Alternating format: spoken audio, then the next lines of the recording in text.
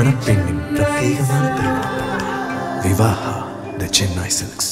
Summer holidays வந்தாச்சு, நம்ம GT ஹாலிடேஸும் வந்தாச்சு. GT holidays, south India's #1 travel brand.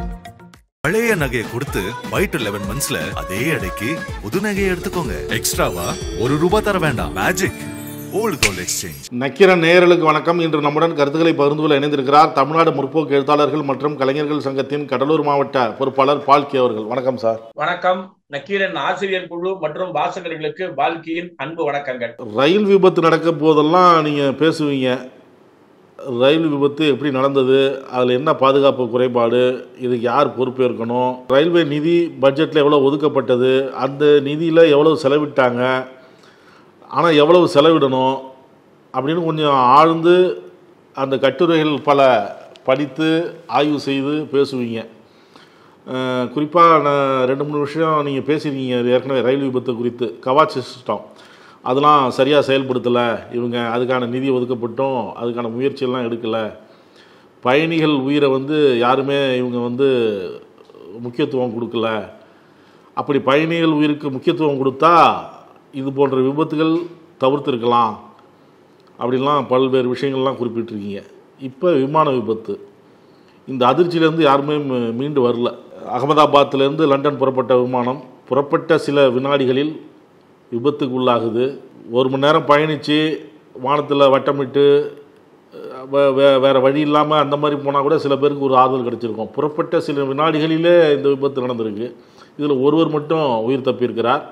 இன்னொரு பெண் காலதாமதமாக விமான நிலையம் வந்ததுனால அவரும் உயிர் தப்பியிருக்கிறார். முன்னாள் முதல்வர் உட்பட இதில் உயிர் இருந்திருக்கிறாங்க. பல்வேறு கனவுகளுடன் விமானத்தில் ஏறியவர்கள் கருகி போனார்கள். இந்த விமான விபத்துக்கு என்ன காரணம் என்று ஒவ்வொருத்தரும் ஒவ்வொரு விதமாக சொல்கிறாங்க. ஏர் இந்தியா அவங்க என்ன சொல்கிறாங்கன்னா, ஆராய்ஞ்சிட்டு வரோம், எங்களுக்கு கிடைக்கிற தகவலை உடனுக்குடன் வெளியிடுறோம் அப்படின்னு அவங்க சொல்கிறாங்க. என்ன நடந்தது, அரசு இதற்கு என்ன செய்யணும், இது இல்லை இது தனியார் நிறுவனம் அப்படின்னா அரசு இதற்கு முழு பொறுப்பு ஏற்கணுமா, அரசு என்ன கண்காணிக்கணும், இதுக்குன்னு ஒரு துறை இருக்க, அந்த துறை இதில் கவனம் செலுத்துதா, ஆய்வு செய்யுதா, இது போன்ற பல்வேறு வினாக்கள் எழுகிறது. இதெல்லாம் எப்படி பார்க்குறீங்க? ஒரு நாடு முழுவதும் உலகம் முழுவதும் சோகமாக பார்க்கப்பட வேண்டிய, பார்த்து கொண்டிருக்கக்கூடிய ஒரு விபத்து இந்த விமான விபத்து. இதுல அதிர்ஷ்டவசமா ஒருவர் தப்பிய விதத்தை அநேகமாக எழுத்து ஊடகங்களிலும் காட்சி ஊடகங்களிலும் பார்த்தவங்க அவருடைய அந்த முகத்தை பார்த்த உடனே அந்த நமக்கு ஏற்பட்டிருக்கக்கூடிய கலக்கம் போகிறதுக்கே கொஞ்சம் லேட் ஆகும். நீங்க கேள்வியில சொன்னது மாதிரியே 10 நிமிடத்திற்கு லேட்டா வந்துட்டு எப்படியாவது அந்த விமானத்தை பிடிக்க வேண்டும் என்று பதபதைப்போடு வந்த அந்த பெண் அந்த வண்டியில ஏற முடியல என்று இன்றைக்கு மகிழ்ச்சியா இல்லை, கலக்கமாக இருக்கிறார். நீங்க கேள்வியில அழுத்தமா கேட்டது போல ரயில்வே துறையில் தொடர் விபத்துக்கள், விமானத்துறையில் இந்த ரக விமானம் இதுதான் முதல் தடவை. கிட்டத்தட்ட இந்த ரக விமானத்திற்கு ஒரு specific technical domestic facility oriented aeroplane. போயிங்லேயே இந்த விமானத்தினுடைய தன்மை இவ்வளவு வருடம் கழித்தும் ஒரே ஒரு விபத்தை கூட சந்திக்கவில்லை. நீங்க கேள்வியில சொன்னது மாதிரி மேல போய் கொஞ்சம் மணி நேரம் சுத்தி இருந்து டெக்னிக்கல் கோளாறா ஏற்பட்டால் இந்த விமானம் எப்படி தரையிறங்க வேண்டும் என்று அந்த விமானத்துக்கு சொல்லிக் கொடுக்கப்பட்டுள்ளது. அது அப்படி இறங்கணும். சரி, புறப்பட்ட 1 நிமிடத்திலேயே 1.38 அவர் மேடே என்று விமானி கத்த வேண்டிய சூழல் வந்து விட்டது. அப்படின்னா இந்த விமானம் ஏற்கனவே இருந்த நிலையிலிருந்து ஓடுதளத்திற்கு கொண்டு வரப்பட்டு அந்த 13 மணி நேர பயணத்திற்கு ஏற்றாற்போல் தரமாக அனுப்பப்பட்டதா என்றுதான் நம்ம விசாரணையில கண்டுபிடிக்க வேண்டிய விஷயம். கருப்பு பெட்டி கிடைக்கும், கருப்பு பெட்டி மூலமா அந்த விஷயங்கள் வரும். அதெல்லாம் இந்த விபத்து சம்பந்தமான டெக்னிக்கல் சப்ஜெக்ட். ஒரு அரசு இந்த பிரச்சனையை எப்படி பார்க்க வேண்டும் என்பதற்கு இந்த விமானத்தை இப்போது வைத்திருக்கக்கூடிய டாடா விமான விபத்து நடந்த உடனே ஆளுக்கு ₹1 கோடி சொல்லிட்டார். அந்த மருத்துவக் கல்லூரி மாணவர் விடுதியை கட்டித்தர்றேன்னு சொல்லிட்டார். ஆஸ்பத்திரி செலவை விபத்துல இருக்கவங்களுக்கு கொடுத்துறேன்ட்டார். உயிர்கள் விலை பேசப்படுகின்றன என்றுதான் நம்ம பார்க்கணும். இதை நீங்க இன்னும் அருமையா சொல்லுவீங்க. விபத்துக்கள் உடனடியா ரயில்வேல ஏற்பட்டால் அதுல டெக்னிக்கல் கோளாறு ஏற்படுவத இப்ப நீங்க ஒரு 5 பேர் மும்பை ட்ரெயின்ல 2 தண்டவாளத்தில் கிராஸ் பண்ணும்போது சாவறான். அந்த கிராசிங்க சாவாம இருக்கிறத பாக்கிறதுக்கு தான் ரயில்வே துறை. அதுக்குதான் டிஜிட்டலைஸ்டு சிக்னலிங் சிஸ்டம். அதை எப்படி பார்க்க மறுக்கிறார்கள்? ஏன் பார்க்க மறுக்கிறார்கள்? அல்லது உயிர்களை பற்றிய கவலை அரசுக்கு இல்லையா? இது நம்ம மும்பை விபத்து அப்போ பல சமூக ஆர்வலர்கள் கேட்ட கேள்வி. இந்த விமானத்தினுடைய தன்மையை ஏற்றாற்போல் வைத்திருக்கிறார்களா என்ற கேள்விக்கு பதில் அரசாங்கத்திடம் இல்லை என்பதை ஒரு மிகப்பெரிய இந்த சப்ஜெக்டை வெளியில கொண்டு வந்திருக்கக்கூடிய இந்த ரக விமானத்துக்கு பேரு ட்ரீம் லைனர். ஒரு போயிங்ல வேலை செய்யக்கூடிய இன்ஜினியர் பெடரல் ஏவியேஷன் மினிஸ்ட்ரி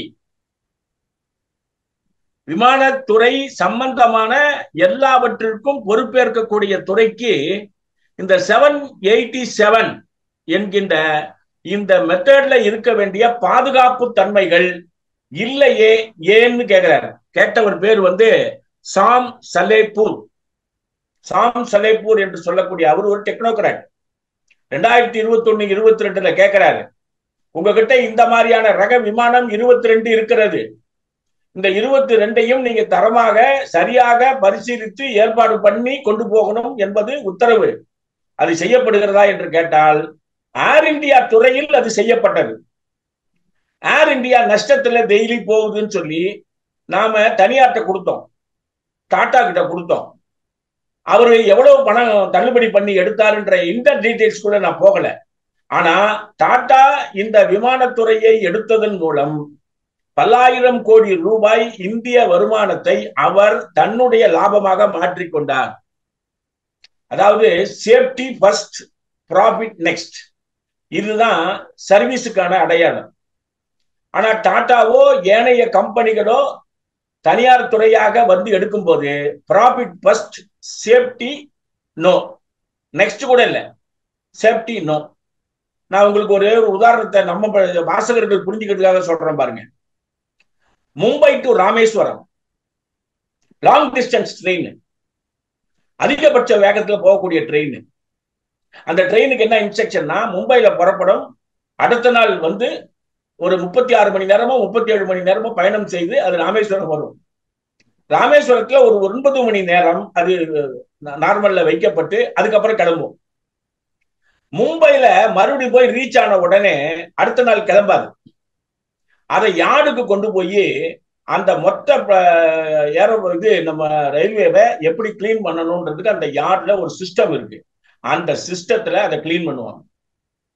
இந்த பாரதிய ஜனதா கட்சி ஆட்சிக்கு வந்த பிறகு ரயில்வே துறையை ஏஜென்சிகளுக்கு இந்த குடோன் சிஸ்டத்தை எல்லாம் வாடகைக்கு விட்ட பிறகு என்ன ஆகி போச்சுன்னு சொன்னா, அது யார்டுக்கு போவாது. கான்ட்ராக்ட் எடுத்தவன் நேரா எங்க எந்த பிளாட்ஃபார்ம்ல வண்டி நிக்குதோ அங்க ஹை பிரஷர்ல வண்டியை கிளீன் பண்ணுவான். அவ்வளவுதான். ஒரு 2.5 மணி நேரத்துல ஏற்கனவே ஆயிரக்கணக்கான பேர் ராமேஸ்வரத்திலிருந்து மும்பை வந்த அந்த நாற்றமும் இப்போது பயன்படுத்தி கொண்டிருப்பவருடைய நாற்றமும் சேர்த்து கொமட்டி எடுத்துடும். இன்னொரு உதாரணம், இந்த பனி கோயிலுக்கு பாதுகாப்புக்கு செல்றதுக்காக ஒரு 165 பேர் ஆர்மி பர்சன்ஸை கொண்டு போய் விடணும். ரயில்வே துறை கிட்ட கேட்கறாங்க, அவங்களுக்கு எல்லா வசதியும் உள்ள ஒரு ட்ரெயின் அனுப்பாம பஸ் ஸ்டாண்ட்ல ஓரமா பிரேக் பிடிக்காத ஒரு வண்டியை அனுப்பி விடுறான் பாருங்க. அது மாதிரி ஒரு வண்டியை அனுப்பி அது முகநூல்ல விமர்சனம் பாதியில நின்று வேற ட்ரெயின் போச்சு. இப்போ ரயில்வே துறையில எல்லா கருத்தையும் அதிகமா பேசக்கூடிய வைஷ்ணவாக இருந்தாலும் சரி, ஏவியேஷன் மினிஸ்டராக இருக்கக்கூடிய ராம்மோகன், அவரு சின்ன வயசு ஆளு. அவரு அந்த இடத்த போய் பாக்குறாரு. அமித்ஷா போறதுக்கு முன்னால அவரு போய் பார்க்கும்போது பாத்தீங்கன்னா எல்லாரையும் தூரத்திலிருந்து பார்த்து விமான பகுதிகளை பார்த்துட்டு வெளில வந்துட்டார். ஒரு 9-10 நிமிடத்துல அந்த செய்தி வெளியில வருது காட்சி ஊடகங்கள்ல, ரீல்ஸோட. என்ன ரீல்ஸ் தெரியுமா? மியூசிக் ஓரியன்டேஷன்ல. இது மாதிரி ஒரு அமைச்சரை நீங்க பார்த்திருக்கீங்களான்னு வடக்கு பகுதி பூரா போட்டு புரட்டி எடுக்கிறான். ஒரு பக்கம் எல்ஐசி எந்த டாக்குமெண்ட்டும் இல்லாம அந்த மக்களுக்கு உதவி செய்வதற்கு ஸ்பாட்டுக்கு போயிருக்கான். அமித்ஷா போய் அந்த இடத்த பாக்குறாரு. பிறப்பு எப்படியோ அப்படித்தான் மரணம் என்பதும். எங்கேயாவது ஒரு அமைச்சர் இது இந்த மாதிரி இடத்துல சொல்லலாமா? சொல்றாரு. ஆனா இதுதான் இன்றைய நிலை. உயிர்களை விலை பேசக்கூடிய அளவிற்கு mismanagement of private management by Tata குழுமம் என்பதுதான் இந்த விபத்துல நாம பார்த்திருக்கக்கூடிய லேக்குனான்ற சென்ஸ் அலட்சியமான அணுகுமுறை. நீங்க பாருங்க, அகமதாபாத்ல ஒரு பெரிய ஃபேமஸ் டாக்டர், 3 குழந்தைகள். அந்த 3 குழந்தைகளோட லண்டன்ல போய் செட்டில் ஆகலான்னு பாக்குறாரு. அவர் 3 குழந்தை, மனைவி, அவர் இறந்து போயிட்டாரு. லண்டன்ல போன வாரம் ஒரு சின்ன வயசு அம்மா இறந்துட்டாங்க 2 குழந்தைகளை விட்டுட்டு. அவங்களுடைய கடைசி ஆசை அவங்களுடைய அஸ்திய அகமதாபாத்ல கரைக்கணும். வீட்டுக்காரர் அங்கிருந்து இங்க அஸ்தியை கரைச்சிட்டு இந்த வண்டியில போறாரு, சாவறாரு. செவிலியரா கேரளாவில் பத்தனம்திட்டான்ற பகுதியில இருந்து போய் வேலை செஞ்ச அம்மா அக்ரிமெண்ட் முடியறதுக்கு 4 மாசம் இருக்கு. அந்த 4 மாசம் அக்ரிமெண்ட்டை முடிச்சுட்டு ஸ்டேட் கவர்மெண்ட்ல வேலையில ஜாயின் பண்ணணும். 2 பெண் குழந்தைகள் கேரளாவில். அந்த அம்மா இறந்துட்டாங்க. அப்போ கனவுகளோடு 13 மணி நேரம் டிராவல் பண்றவனுடைய ஒரு 250 பேருடைய சப்ஜெக்டை நம்ம கவனிக்கல. சரி, இதுல ஏற்பட்டிருப்பது உண்மையிலேயே என்ன அப்படின்னு கேட்டா, அந்த பிளைட்ல டிராவல் பண்றதுக்கு 2 மணி நேரத்துக்கு முன்னால ஒருத்தர் பதிவு போடுறாரு அவருடைய எக்ஸ்தலத்துல. அவர் என்ன போடுறாருன்னு சொன்னா, நீங்க 3 சீட் இருக்குல்ல, 3 சீட்ல முதல் சீட்ல ஏசி வரலன்னா கடைசி வரைக்கும் அந்த சீட்டுக்கு ஏசி வராது. அப்ப இந்த முதல் சீட்லயே ஏசி இல்லாதது மொத்தம் ஒரு 150 160ல 80க்கும் மேல ஏசி இல்லைன்னு பதிவு போட்டிருக்காங்க. அப்போ ஒரு ஏசி ஃபெசிலிட்டியை கூட இன்டர்நேஷனல் பிளைட்ல சரியா மானிட்டர் பண்ணாம அந்த பிளைட்டை தயார் நிலையில் வைத்து அனுப்பி இருப்பது நிர்வாக கோளாறு அல்ல, உயிர்கள் மீதான அலட்சியமான அணுகுமுறை. என் வேலையை நான் செய்வேன், உன் வேலையை நீ செய்யினா நம்ம 2 பேரும் சரியா வேலை செய்யறோமான்னு பாக்குறது தானே மானிட்டரிங் சிஸ்டம். அந்த மானிட்டரிங் சிஸ்டம் என்பது மிகப்பெரிய அளவுக்கு ஃபெயில்யூரா போயிருக்கு. இத பாருங்க, 62,000 கோடி ரூபாய் கடன் ஏர் இந்தியாவில் இருந்தது. அந்த ஏர் இந்தியா அவர் எடுக்கும்போது நீங்க 62,000 கட்ட வேணாம், 14,500 கோடி ரூபாய் கட்டினா போதுன்னு சொல்லி அவருக்கு கான்ட்ராக்டுக்கு நம்ம டாட்டாவுக்கு சலுகை கொடுத்து ஏர் இந்தியா எக்ஸ்பிரஸ் 100% ஷேரை ஃப்ரீயா கொடுத்து ஏர் இந்தியா சாட்ஸ் 50% ஷேரை ஃப்ரீயா கொடுத்து நீ நடத்திக்கோன்னு சொல்லும் போது விபத்து நடந்த உடனே விபத்தை பற்றி ஒரு அஞ்சலியை சொல்லிவிட்டு 1 கோடி ரூபாய் ஆட்களுக்கு கொடுத்தால் முடிந்து விடும் என்று நினைப்பது சரியான அணுகுமுறை இல்லை. ரயில்ல போனாலும் சரி, விமானத்துல போனாலும் சரி, அவர்களின் உயிர்களை பற்றி சரியாக பார்க்க வேண்டும் என்றால் அந்த உயிர்களின் மீதான அக்கறை உள்ள நிர்வாக அமைப்பு முறை இருக்க வேண்டும். நீங்க இதுவரைக்கும் 10 விமான விபத்துகள் மோசமான விமான விபத்துகள் சொல்றான். அந்த 10 விமான விபத்தை ஸ்டார்ட் பண்ண உடனே டெத் ஆனது இதுதான். இவ்வளவு கேவலமாக எந்த விபத்தும் நடக்கவில்லைன்னு சொல்றாங்க. பல நாடுகளில் இருப்பவர்கள் நம்மை பார்த்து ஏர் இந்தியாவில் ஆரம்பிக்கிறதுக்கு முன்னால நம்ம அரசு பொறுப்புல இருக்கும்போது அதிகமான ஆட்கள் இருந்தாங்க. அந்த ஆட்கள் வேலைக்கு அவங்களை அனுப்புறதுக்கு இருந்தது. கோவால ஒரு அமைச்சர் இப்ப கொஞ்ச நாளைக்கு முன்னால பாத்தீங்கன்னு சொன்னா மீட்டிங் முடிச்சுட்டு விமானத்தை எடுக்க சொல்றாரு. என் டியூட்டி முடிஞ்சு போச்சுன்னு அவன் சொல்றான். என்னை கொண்டு போய் விட்டுட்டு திரும்பி வந்துருந்தான் 2 வீலர்ல நம்ம 2 பேரும் போற மாதிரி. அது ஒரு பிரச்சனையாச்சு. பிரச்சனையானதுக்கு அப்புறம் பாத்தீங்கன்னு சொன்னா சமாதானம் பண்ணி அவரை அனுப்புறாங்க. ஏன் இந்த நிலை? அதாவது ரெசிடென்சியல் ஏரியாவில் விமான ஊழியர்களுக்கு சலுகை கொடுத்து கொடுக்கப்பட்ட வீடுகளை விற்றல், அவர்களுக்கு பதிலாக வேற ஆட்களை போட்டு அவர்களை விஆர்எஸ்ல வீட்டுக்கு அனுப்புதல், அனுபவமற்ற ஆட்களை அல்லது அனுபவமான ஆட்களை அதிகபட்சமான நேரத்திற்கு பயன்படுத்துதல். இந்த வகையில லாபத்தை மட்டுமே கணக்கில் கொண்டு உயிர்களுடன் விளையாடி இருக்கிறது இந்த டாடா நிறுவனம். இது ஆரோக்கியமான அணுகுமுறை இல்ல.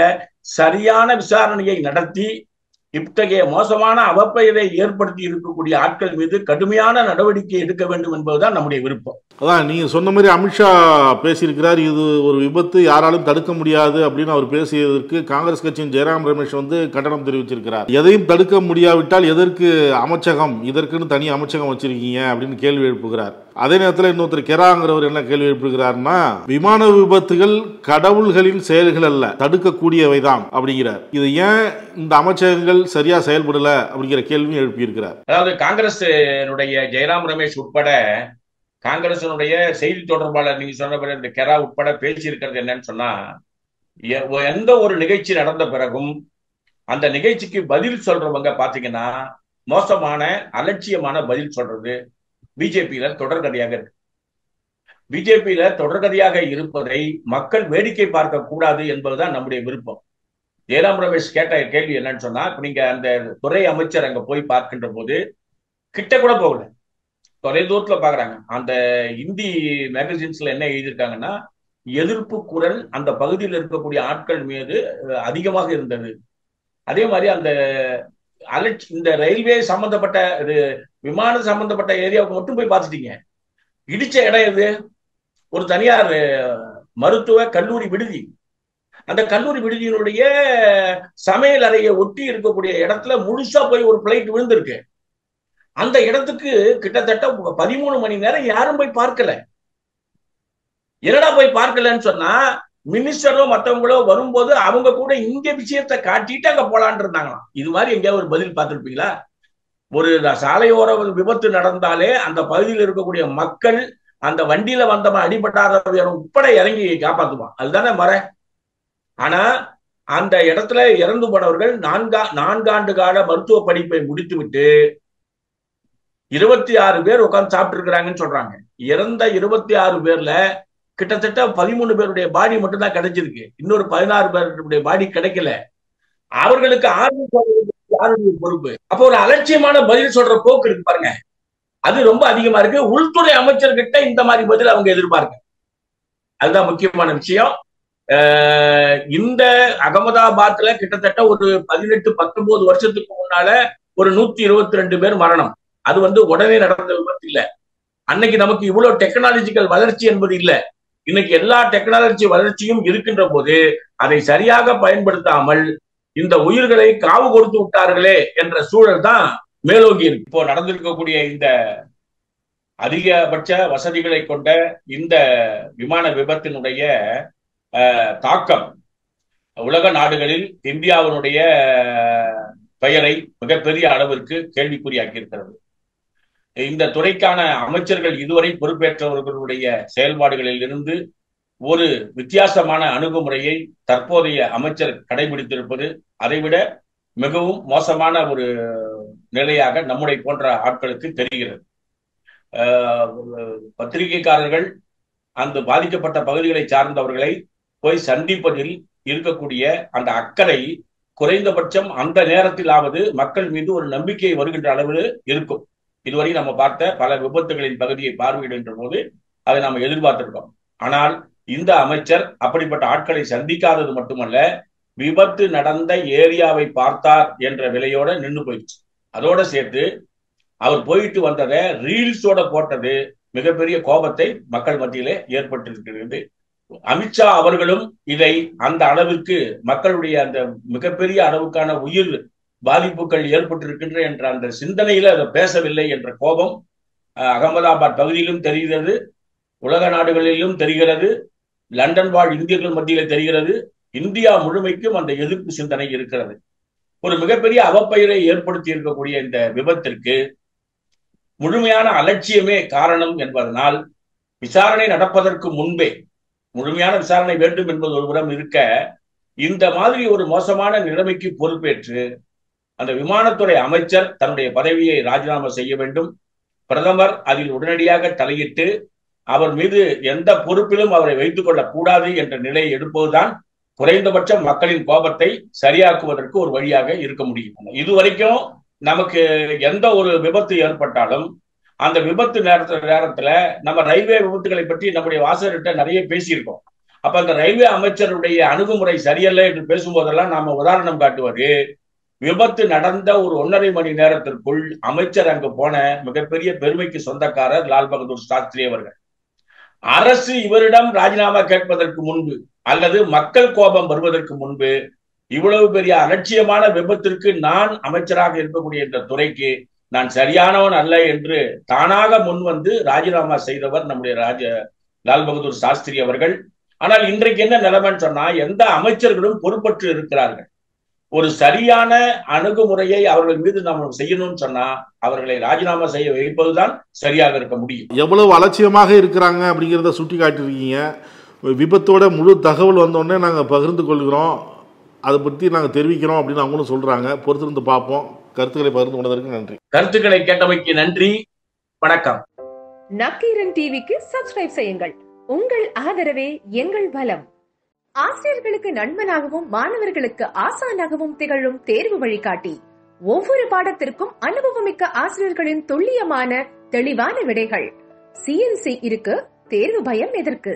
இது தீரன் பப்ளிஷிங் ஹவுஸ் விற்பனை வெளியீடு.